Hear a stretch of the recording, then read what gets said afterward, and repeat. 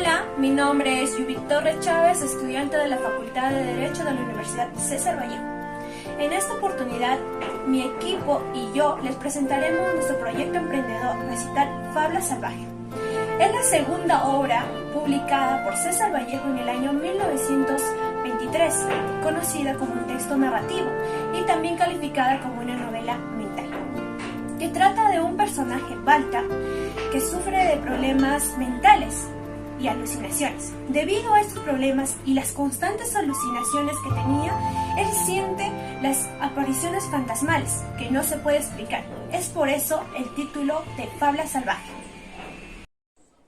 Todos conocemos a un grande de la literatura española, el que en su familia pensó en dedicarle al sacerdocio, el quien alcanzó un alto nivel en la literatura universal y una expresión poética. También podemos mencionar sobre sus frases que se ven reflejadas en la vida de Vallejo, tales como: yo nací un día que Dios estuvo enfermo, me moriré en París con aguacero, tal vez un jueves como es hoy de otoño. Saber más es ser más libres. Él es César Abraham Vallejo Mendoza. César Vallejo es conocido como uno de los mejores poetas del siglo XX. Es un poeta que por medio de sus obras nos transmite el amor y el sufrimiento a sus semejantes. El poeta nació en el 16 de marzo de 1892 en la ciudad de Santiago de Chuco, del norte del Perú. Fue el último de 11 hermanos y es procedente de una familia mestiza. Terminó su secundaria en el año 1908 en la ciudad de Huamachuco y consiguió su bachiller en el año 1916 en la Universidad de Trujillo en Letras. Seguido después de 2 años, consiguió escribir su primer libro de poesía, Los Heraldos Negros. César Vallejo tiene 10 obras. Uno de ellos es Los Heraldos Negros, que fue publicada en el año 1919 con un lenguaje de corrientes modernista. Los Heraldos Negros es un poemario de gran contenido lírico, con aires de la corriente modernista, donde Vallejo deja ver temas relacionados con el sufrimiento humano. Por otro lado tenemos a Trilce, que fue publicado en el año 1922, la obra a la que le imprime su toque poético muy personal, y al mismo tiempo que irrumpe en el mundo del movimiento literario vanguardista. Por otro lado tenemos a la obra Fabla Salvaje, que fue publicada en el año 1923. Y bueno, esta obra, todo empezó una mañana cuando Balta Espinar se levantó de su lecho, se dirigió al espejo y vio que pasaba alguien por detrás de él. Y él volteó y el espejo se cayó y se rompió en varios pedazos. En la mañana siguiente Balta Espinar se levantó y fue a trabajar. Después de mucho trabajo se cansó y había un charco. Se agachó y en el acto vio que la misma sombra pasaba por detrás.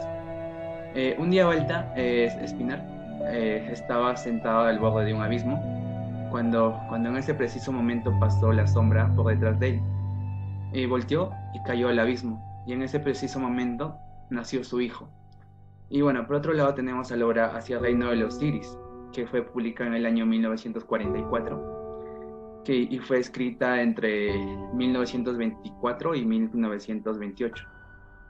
Y por otro lado tenemos al Tungsteno, que fue publicada en el año 1931.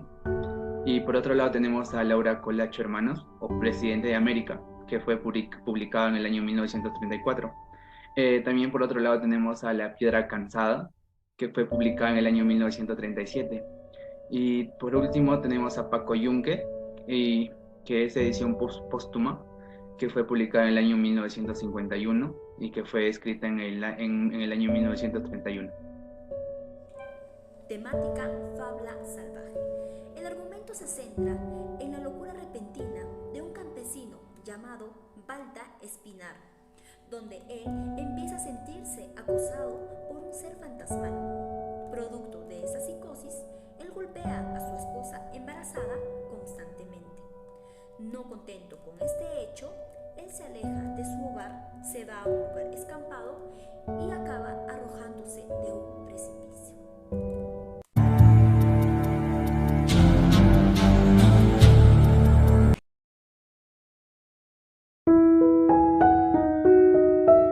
Iniciando el día, Balta Espinar se levanta del lecho y se dirigió hacia el pasillo y descendió al espejo viéndose en él y tuvo una corazonada.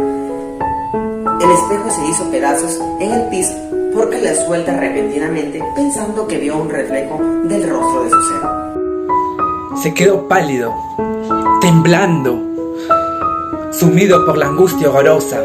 Tras romperse el espejo, repentinamente se oye el canto de una gallina, haciendo pensar a Balta.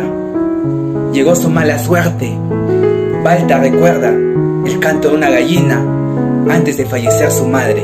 Balta amaba a su mujer, ya que era muy hermosa, muy trabajadora. Se levantaba muy temprano, preparaba el desayuno para su esposo. Antes que éste se levantara, ya había realizado todas las tareas del hogar. Era una verdadera mujer de casa. Desde el día que cantó la gallina, Balta empieza a no dormir. Tiene sombríos pensamientos, sufre pesadillas, se siente observado por un ser, queda tan obsesionado que al día siguiente lo primero que hace es comprar un espejo.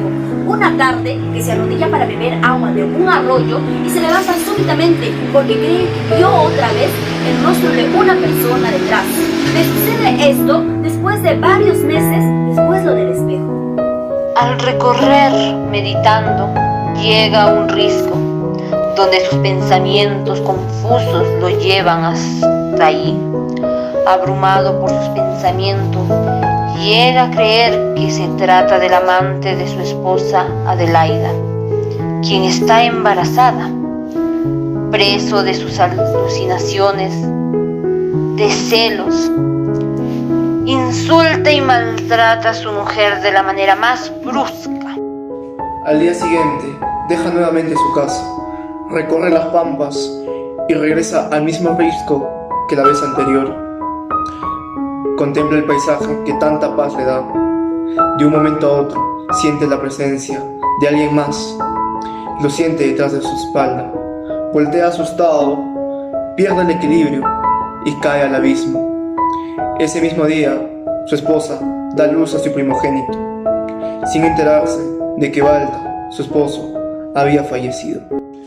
Es una de las obras más importantes de César Vallejo, quien muestra la psicosis de un hombre andino, quien guiado por sus creencias realiza actos irracionales, con el fin de remediar o reclamar actos que lo dañan directamente, teniendo un final fatal por su forma irracional de pensar.